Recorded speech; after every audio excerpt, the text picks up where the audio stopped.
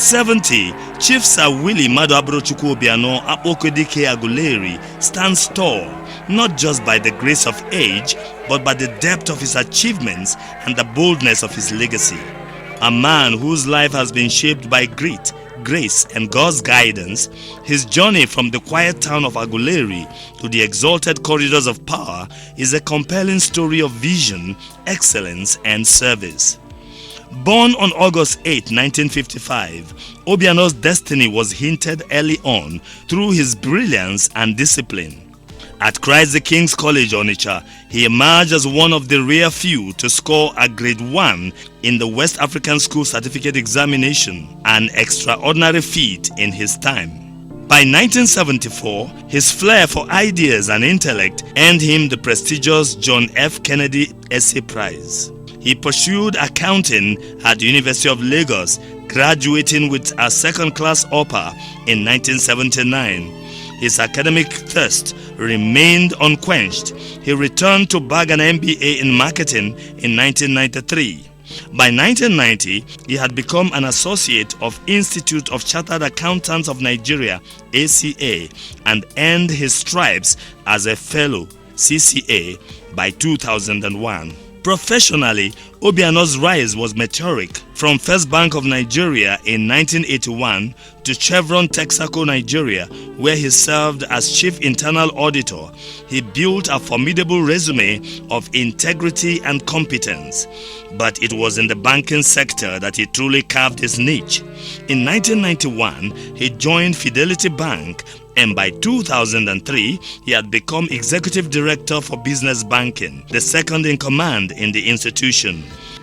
For years, he steered the bank's engine room, shaping its strategic direction, and left in 2012 with a legacy of excellence. But public service beaconed, and he embraced it as a new mission. On March 17, 2014, Chief Willie Obiano was sworn in as the 5th democratically elected governor of Anambra State. With the calm confidence of a technocrat and the strategic mind of a banker, he unveiled the Anambra Wheel of Development, a visionary blueprint anchored on 4 strong pillars and enablers that will serve as the framework for inclusive growth, sustainable infrastructure, and human development. Obiano governed with precision. His administration was defined by clarity of purpose, transparency, and measurable deliverables. He was not just a governor who made promises, he was one who delivered, and not in trickles, but in torrents. In the span of 8 transformative years, Chief Willie Obiano built a legacy anchored on over 100 strong and verifiable achievements across multiple sectors.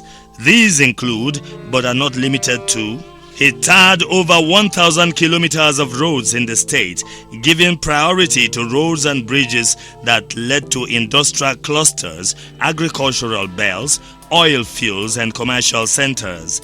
Built the highest number of bridges in the state, numbering 17, and spread across the 3 senatorial zones in the state, including the 2.8 kilometer long Aguleri-Otu Bridge, the longest bridge southeast Nigeria that leads to the oil fields and was built in a record time of 9 months. Built the first 3 flyovers in Oka, the state capital, within its first 9 months in office with the state-of-art aesthetics. The NYSC camp in Mbaku, which was initially meant to be bungalows as initiated by previous governments, was strategically redesigned to story buildings, built and completed by Obiano, a 4,000 capacity camp with 4 blocks, multipurpose halls, modern parade ground, religious centers, sick bay, etc. Started and completed the first airport in Anambra with the second longest runway in Nigeria. It has a CE2 runway that measures 3.7 kilometers long and 60 meters wide, the only runway in Nigeria to pass a friction test with a percentage of 0.07. It is designed to land aircraft on either side of the approaches with a ground lighting system of 270 millimeters. The runway is connected to the apron by 2 taxiways which measure 35 meters wide with shoulders. The taxiways lead directly to the apron, which covers 3 by 200 by 560 meters of reinforced concrete that can comfortably accommodate 12 big aircrafts and 8 planes. It is equipped with 3 world-class landing facilities like DVOR, Satellite Landing System, and ILS, one of the few in Africa to have the triple landing system. The terminal building was designed to accommodate 400 persons. It has 36 shops, 6 lifts, and 3 elevators, and a ramp to facilitate the movement of physically challenged travelers. The control tower stands 34.5 meters tall. It was designed to resist fire. It is equipped with both a staircase and a lift. The airport has 3 state-of-the-art 2020 model Ziegler firefighting trucks, among the best machines known in the aviation industry. The car park can accommodate 700 vehicles. The airport was built with Anambra money without borrowing a dime. People have looked at the speedy construction of the airport in a mere 15 months at a time when the world was partially locked down by COVID-19. What has been largely rated as one of the best international airports in sub-Saharan Africa, as it can land any plane known to man. Akpokudike introduced 10 million naira Choose Your Project Market initiative, which led to remodeling of most markets in Anambra State. 62 markets benefited under the scheme. Established the Anambra State Primary Healthcare Agency to tackle the fundamental issues in primary healthcare delivery in the state. Established the Anambra State Healthcare Insurance Agency, ASHA, which has made quality healthcare easy and affordable to the greater number of our people. He remodeled and equipped the Immaculate Heart Multi-Specialist Hospital Aguleri, which compares favorably to any modern hospital in the advanced parts of the world. In a bid to fight the rising incidence of cancer in the region, he established the state's first endoscopy suite and furnished the state-of-art imaging center with a 64-slice CT machine. Built hostels with capacity to shelter 700 students in 12 technical colleges in the state, bringing back the boarding culture in our technical institutions. Re-equipped 60 secondary school science laboratories with state-of-the-art science lab in the 3 senatorial zones, which has assisted the students to do well in their science exams internationally. As a result, the percentage of students with university admission qualifications grew from a mere 38% to 64%. Increased over 5,000 teachers' salaries, being tutors of core subjects and teachers in hard-to-reach areas to motivate them and offer more access for quality education to our children in riverine and agrarian communities. Recruited contract teachers for the 11 technical colleges to boost staff strength and got 13 trade subjects accredited in 4 technical colleges in the state. He upgraded 3 general hospitals to specialist hospitals. This move was balanced among the 3 senatorial zones. The Onitsha General Hospital was selected in the Northern Senatorial Zone. He saw the transformation of a moribund Onitsha General Hospital to a functional specialist hospital with state-of-the-art medical equipment and a helicopter pad. The first public secondary health facility to offer COVID-19 diagnostic services. The first endoscopy facility ever owned by a state government was established in this facility. All these will attract the attention of the federal government and ultimately make for the adoption of the hospital as a federal medical center. From Oji River in Enugu State, he ensured the installation of a 33 kVA line to supply power to Urumba North and South, which benefited 31 communities. He installed another 33 kVA line from Awada through Idemili to Nnewi to improve power supply in 43 communities. 33 kVA line was also installed from Oboji in Urumba North to Peters University in Agwata. Rehabilitation and expansion of Otuacha Water Scheme and Obizi Water Scheme. These 2 water projects have alleviated the hardship suffered by many communities for decades due to lack of access to potable water. He positioned the Ministry of Youth and Entrepreneurship, where youths were trained, retrained, and empowered in diverse vocations. He not only accommodated the 6,000 teachers his predecessor employed in the eve of his administration, but increased their salaries by 15%, civil servants inclusive. Set up the Fisheries and Aqua Agricultural Business Development Agency, FABDA, to meet the shortfall of fish demand with a strategic approach to fish farming that would guarantee an Anambra state with a firm hold in the huge fish market and business. Partnered with major agro investors like Coscharis, Josan Agro, and other investors. The impact of these partnerships was instantaneous. The statewide production output shot up from 80,000 metric tons to 345,000 metric tons. He continuously empowered farmers with farm inputs like cassava stems, rice seeds, maize, and okra seeds, free of charge. Rice millers were also given the stoners and threshers. He upgraded the State University Teaching Hospital, completed the construction of many facilities and administrative buildings in the university, and got accreditation for the medical school. Effected the graduation of the first set of medical doctors from the State University who had spent 10 years in the university for lack of accreditation before Obiano came. He ensured their graduation and accreditation, gave them prizes and automatic employment. Built the biggest state-owned oxygen plant in Nigeria 15 months before the COVID-19 outbreak, and it became strategic as oxygen was distributed to hospitals free of charge during the outbreak. Started the Light Up Anambra project and lit up over 2,000 kilometers of roads in the state. Recreated the State Sports Development Commission, introducing a new sporting spirit, and reintroduced different competitions and challenge cups, with Anambra State winning medals and trophies nationwide and beyond during his tenure. Opened up youth participation in politics and became the first in Africa to achieve 85% youth involvement in the democratic process and decision-making. Remodeled the Women Development Center in Awka and renamed it to Professor Dora Akunyele Women Development Center. His wife also remodeled and equipped an abandoned hotel building in the premises of the center, which is now yielding revenue to the state. He introduced the Community Choose Your Project initiative twice and became the first governor to have 2 legacy projects each in all the 179 communities in the state.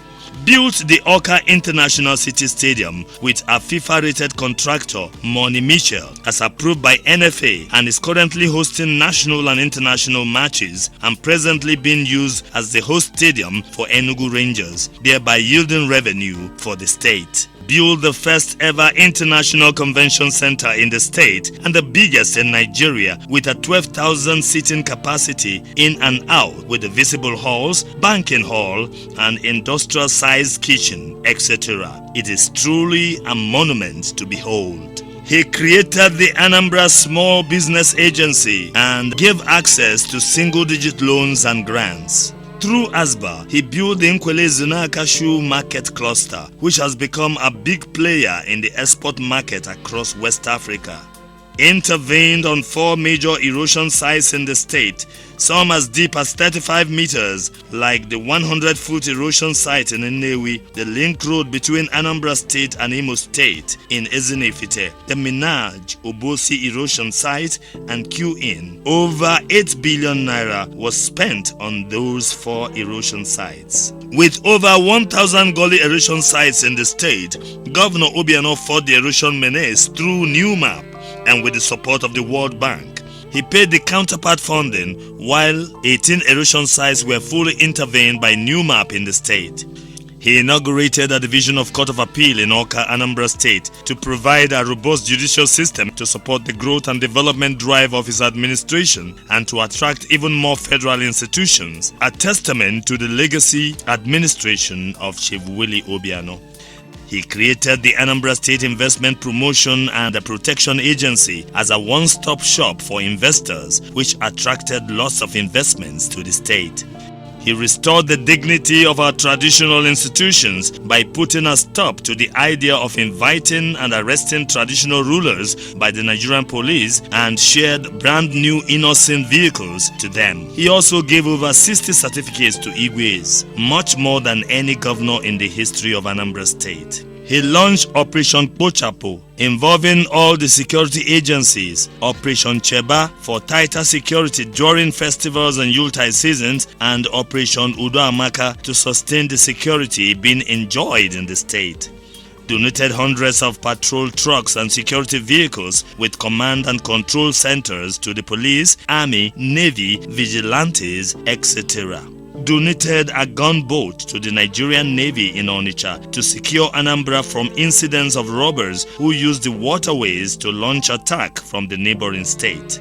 Hosted first ever Southeast and Delta State Security Summit to share notes and secure the whole region, and made Anambra the safest state in Nigeria, thereby reducing crime across southern Nigeria and beyond. He created ACTDA, the Awka Capital Territory Development Authority, charged with the responsibility of designing and mapping out a plan that will make Awka truly a 21st century city. Through ACTDA, he concluded the aerial mapping of Awka Capital Territory, including the entire state, making it the second state in Nigeria to do so. He turned the new map project management unit into an agency, passed the Anambra State Erosion Watershed and Climate Change Agency Answika Establishment Act 2022. The bill, after proper legislative actions by the State House of Assembly, was signed into law. He revamped the state-owned radio, TV, and printing organizations into world-class institutions, leading to numerous awards and recognitions within and without Anambra State, ABS TV, ABS Radio, and National Light newspapers. He launched special police units for the shopping malls, student areas, and nightlife zones. Set up and empowered the Peace Committee to handle cases of herdsmen attack and avoid any related crises. Ensured seamless payment of due and appropriate allowances to the security agencies, and fought crime through job creation from new investments, agriculture, loans, and other policies and programs. Chief Willie Obiano distributed over 1.5 billion support fund to small and medium-scale enterprises with special focus on farmers, especially women and young persons. Launched the Akuluauno campaign, leading to new investments like Koscharis Farms Anako, Josan Agro, Linden Farms, and Dell Farm and Songhai and Stein Farms, as well as the Stanel World, the Millennium Estate. Even Sabmila Estate completed the second phase of its expansion under his administration. Akpokudike Global led Anambra to become the fourth largest economy in Nigeria, led Anambra State to record the least unemployment rate in Nigeria. He also led Anambra to become the state with the most efficient healthcare system in Nigeria. Chief Willie Obiano led Anambra to become the first in the southeast and second to Rivers in Nigeria in Physical Sustainability Index, beating Lagos, Kano, and 32 other states. Budget also indicated that Chief Willie Obiano prioritized investment in capital expenditures projects over operating expenses in line with World Bank standards all through his 8 years in office. The budget report showed that Anambra under Obiano had one of the smallest domestic deaths in the country, ranking 24th by size. The state's year-on-year internally generated revenue (IGR) increased by 6 points, 22% from 26.37 billion in 2017 to 28.01 billion in 2020. At 43.77 billion naira, Anambra had one of the smallest budgets for running the state's government among the 36 states. It cut its overhead component of its operating expenses by 21.11% from 23.55 billion naira in 2029 to 18.34 billion in 2020. Against many battles and obstacles, he held official funeral tagged Ozemezina for all the fallen heroes of Igbo extraction and commenced the annual observation of November 16 as a public holiday, work-free day in Anambra State in honor of Dr. Nnamdi Azikiwe. Chief Willie Obiano led Anambra through 2 economic sessions and COVID-19 crisis and refused taking the federal government's bailout funds, yet introduced stimulus packages that made Anambra not to feel the full length of the recession. He facilitated students and teachers to come tops in national and global competitions in the base, STEM subjects, and tech innovation. He created a special home for the mentally challenged, cleared the state of mentally challenged people, and rehabilitated many of them to reunite with their families. Through the cafe initiative of his wife, Dr. Ebelechukwu Obiano, lives of many indigent persons were touched, training thousands in different skills and crafts and empowering them to become self-reliant and employers of labor. Built houses for widows, treated over 120 children with cleft palate lips, giving limbs to amputees, wheelchairs to the physically challenged, all free of charge and without state funding. Chief Willie Obiano took the bull by the horn and put in all resources to make sure that Anambra State is gazetted as an oil-producing state and approval given to credit a 13% derivation. So far, the state has gotten over 12 billion naira in oil revenue. First governor to have served his 8 years by the grace of God without any harassment and interruption from the legislature, and was returned unopposed in the second term in office, winning 21 over 21, sweeping the 21 local government areas in the state, the first governor ever in Nigeria to win in that manner. Introduced the Anambra Daily Road Maintenance Program, which employed, trained and equipped youth to maintain the roads built by his predecessors. He built a lot of people, giving many the platforms on which to excel, and recommended hundreds for greater responsibilities within and outside Nigeria. He introduced the Anambra brand with new anthem, logo, core values, and colors. Signed an MOU with the Transmission Company of Nigeria to build 6 transmitters in Anambra State, covering Nnewi, Onitsha, Aguleri, Umuchu, Ogidi, and Ogbunike. He enforced without prejudice the law against kidnapping. Thus, kidnappers' dens were totally destroyed. On regular basis, he disbursed billions of naira to mission schools for innovation, retooling, and re-equipping works. Awarded scholarships to over 200 students. Through an annual grant in aid to mission hospitals, handed over funds to mission hospitals in Anambra to upgrade and maintain their health delivery services. Under Obiano, Anambra State House of Assembly signed a disability bill into law. He appointed a special advisor on disability affairs to give that community a sense of belonging and a voice in the decision-making of the state. They also produced a permanent secretary, and many more of them were absorbed into the system. Offset 1.8 billion pension arrears and maintained regular monthly payment in line with his promise to deliver on physical and human infrastructure. Maintained steady Christmas bonus and lagees for workers and pensioners, as well as increased salary and recognized outstanding civil servants on a regular basis. Integrated the Igala-speaking communities into governance via senior appointments and delivered major infrastructure like water ambulance with nurses attached plus other amenities.